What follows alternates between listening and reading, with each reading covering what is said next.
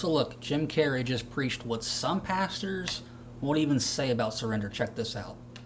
I really want to speak to the fact that I've had some challenges in the last couple of years myself. And ultimately, I believe that suffering leads to salvation.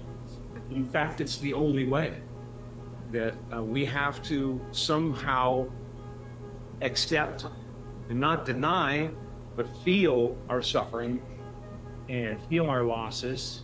And then we make one of two decisions.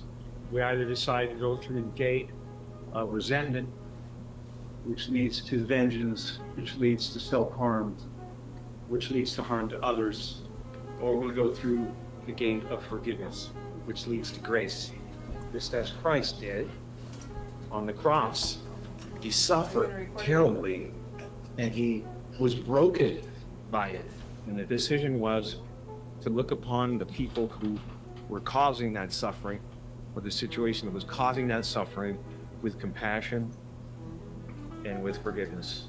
And that's what opens the gates of heaven for all of us.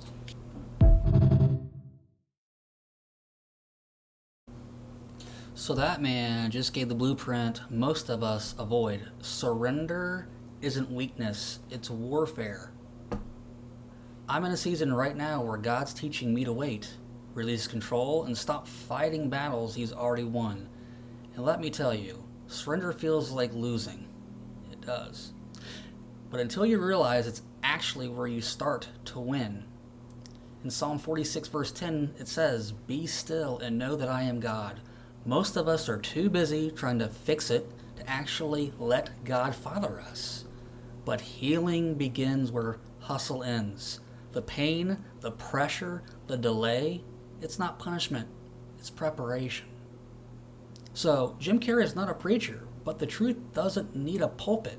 Sometimes God uses the unexpected to preach the uncomfortable.